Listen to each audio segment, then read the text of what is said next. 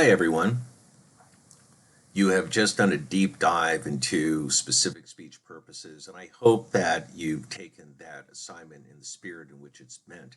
It's really meant to get you to really whittle down what your topic will be, and by selecting a very specific audience, you will then figure out what exactly resonates with them.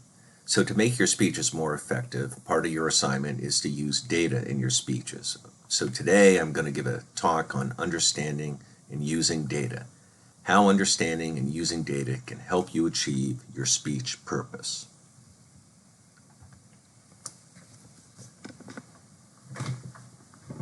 There are four purposes of data. One is to prove. Ever get into an argument with someone and prove a point by going online and finding a fact to back you up? It's a great feeling. Your generation, you don't know how lucky you have it. In my day, we'd have to call someone to settle an argument. Today, you can just go online, you can grab your phone and say, you see, this is a fact. So data can really prove an argument here. The second reason is clarify. What is the definition of to clarify? It is to make something easier to understand. An example from the textbook is this from a speech. My subject is the future of capitalism. When I speak of the future of capitalism, I mean the future of competitive capitalism, a free enterprise capitalism. So what the speaker has done is that they have further defined what their topic is, knowing that their audience needs that further definition, but they're also establishing the common ground from which to start from. Third is to add interesting. And interesting data, use of data, can get your audience involved. Remember my demonstration speech, I threw out a statistic, 207 million Americans buy pancake mix a year. I don't know how interesting it was, but that's a use of data that you can try to get your audience involved. And finally, to make memorable. Just as a statistic can get your audience involved, so too can a human interest story. And as you're going to find out in a few minutes, statistics and stories are both considered data. Data is not just numbers, it is many things. These are all considered a type of data. Examples, stories, quotations, definitions, comparisons, contrasts, statistics. Leon Fletcher says examples are the most used and misused types of data. Why misuse? Well, examples are incredibly effective in that it can clarify, add interest, or make memorable. So those are 3 out of 4 things it can do to make a speech interesting. But in the case of data, an example has to be valid proof. Now, this is a bad example. The Army is unfair in how it treats new soldiers. I know because of what happened to my brother in the Army. How is this a bad example? Well, whoever's telling this story, and this actually happened in a debate we had in a speech class years ago, the person who told this story could not cite any evidence, and the other side said to him, "You're using an anecdote. You need something to back that up."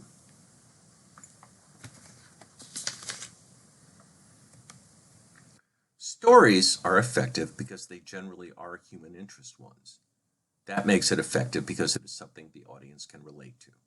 Keep this phrase in mind. Data authenticates, stories humanize. So if the previous example I gave could have some data on terrible stories about Army experiences, say 200,000 complaints a year, then you can go on to tell the story of the brother. And what you've done is that you've given us a number, but you've humanized the story. Stories are effective because they reflect and emphasize the data you are using.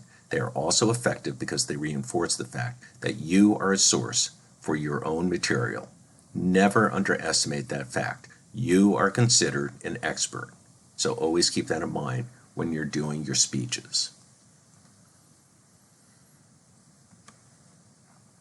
This is a good example of a story taken from How to Design and Deliver Effective Speeches. My father never went to college. At 16, he quit high school and went to work for the railroad to support his widowed mother and 2 sisters, and later got a job here at the local bank, shining pennies, as he called it. He worked his way up until eventually he was the majority shareholder. Now that's the American dream. And that quote's by former New Jersey Senator Bill Bradley. The story is short, to the point, and always focused on making its point. The textbook says about quotations, as a speaker, your problem is to select the quotations that are most likely to influence your particular listeners. So here are 3 factors you should use in picking quotations. 1, your impression of the validity of the quotations. Where are you getting the quote from? The reputation, experience, knowledge, and authority of the individuals whom you quote. That can have a big effect. And finally, the impact the statements may have on your listeners. So you got to ask yourself, is the speaker legitimate? Will it affect my particular audience? Always keep this in mind. If you quote someone that your audience may have never heard of, that quotation might not have as big an effect as you want it to.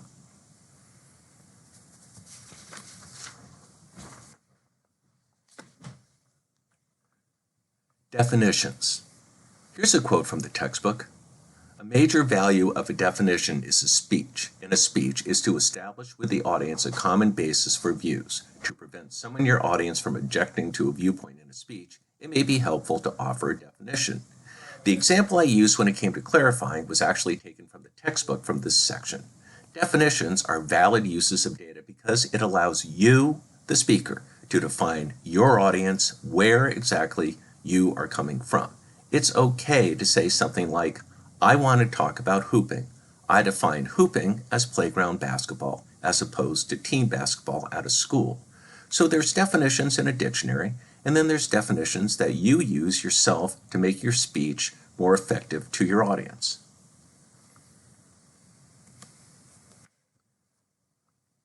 Comparisons are yet another way of providing common ground.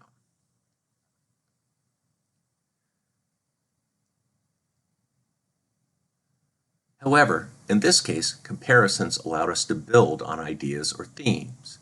You generally use one side of a comparison that is well known to another side to build on an idea. Here is an example from the textbook. Just as Pearl Harbor was the dividing line for an isolationist nation, September 11th was a dividing line for a free and open society, one that may have valued convenience more than security.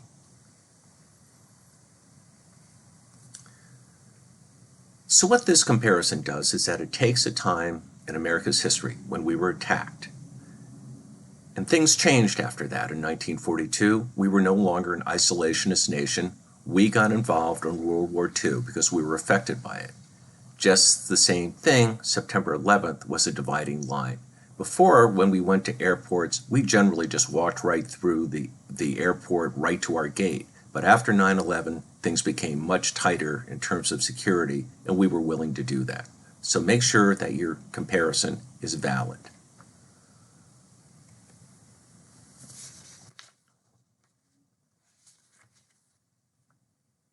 Contrasts are also an effective use of data. Again, the textbook has this example from late actor Christopher Reeve, who was a victim of spinal cord injury. This is a quote from a speech he made at a Democratic National Convention in 1988. Right now, about 250,000 Americans have spinal cord injury. Our government spends about $8.7 billion a year just maintaining these members of our family. But we spend only $40 million a year on research that would actually improve the quality of their lives, get them off public assistance, or even cure them. Why was that an effective contrast? Because it was factual. It had the actual data. But at the same time, it was emotional. It's an issue about people whose lives have been irrevocably changed. But finally, it was clear-headed. This is why we need to go in this direction. So it was a very effective use of a contrast that combined 3 very different kinds of feelings. Okay, this is the big part, statistics. Your goal in statistics is to make them interesting. According to our textbook, statistics can be boring to many people, but a good speaker can do much to make statistics interesting, comprehensible, and likely to be remembered. Your assignment in the speech is not just spout off numbers, but to make it interesting, make them comprehensible to whomever your audience might be. So now we're going to run through some ways to make statistics interesting. First thing you can do is personalize, relate to your audience. The textbook that I'm getting all this from starts off with this statistic. Each year, about 24% of Americans are victims of crime. Now, if we take the percentage, we change it to a number, 1 out of 4, and thus we have personalized the statistic. This year, 1 out of every 4 of you will be the victim of a crime, according to national crime statistics. I'd like to say this to all my classes and say 1 out of 4 of you, who's going to be a victim of crime here? And everybody starts pointing at each other, he's going to be, she's going to be. But the point is that it personalizes, it makes a percentage real. Another way is to take the number you start with, 24%, and go the extra mile. So this means that you take the number that you have researched and then you start to make it accessible to your audience. So what is the population of the United States right now? I'll wait. Okay, now divide that by 24%. And now you have a real number, which will have an effect on your audience. Now, what I did is that I'm giving this speech, and the population at the time I am doing the slide presentation, the population of the United States of America is 328.2 million people. That means that every year, 78,768,000 Americans are going to be victims of crime. Now, if it is effective, change that number to a percentage. It'll make it more accessible. And if it helps, make it more accessible by rounding off the number. Don't think you have to do every single digit here. You can just say, this year, 2020, over 79 million Americans are going to be victims of a crime. You can compare it with other statistics. When you have a number, think about how to make it more effective by comparing it with other numbers. For example, as of May 29th, 1:23 p.m., the number of deaths in the U.S. due to the coronavirus is 103,000. Take another number, in this case from the Vietnam War, and here's a startling comparison. Nearly twice as many Americans have died in the last 5 months from the coronavirus, 103,000, than Americans died in the Vietnam War, 58,220. The Vietnam War conflict was 20 years, 1955 to 1975. Now, there might be a historian in this class here who would correct me and say, yes, Americans were involved from 1955 to 1975, but we were only involved in active combat for 10 years, 65 to 75. And I would say, yes, you're absolutely right. It's still a startling statistic, though. Compare with easily visualized facts. When you develop your speeches, this is really important, guys. Keep your audience in mind. And staying with the coronavirus for the moment, I would want to give you all a statistic that might startle. So, knowing you are all residents of Massachusetts, I could say this. According to worldometer.info, a nonprofit international statistic-keeping organization, 1,775,488 Americans have contacted the coronavirus in the last 5 months. As of 1:30 p.m., May 29th. That is more people than all of the citizens of Massachusetts' top 10 most populated cities: Boston, Springfield, Worcester, Cambridge, Lowell, Brockton, New Bedford, Quincy, Lynn, and Fall River combined. Always develop creative solutions. The overall takeaway from today is this. Don't bury your audience with statistics. Don't try to impress your audience with your knowledge. Use data that will help you achieve your specific speech purpose. If you're giving a speech on birth control to a bunch of 9th graders, give them data on what happens when you become a teen parent, okay? Tell them stories, but don't give them tons and tons of numbers. If you're giving a speech on birth control to a class of graduate students in social work, use data there. They can handle it. Always think of your audience. So in conclusion, the many uses of data in public speaking are examples, stories, quotations, definitions, comparisons, contrasts, and statistics. Don't be afraid to use as many of these as you need to make an effective speech.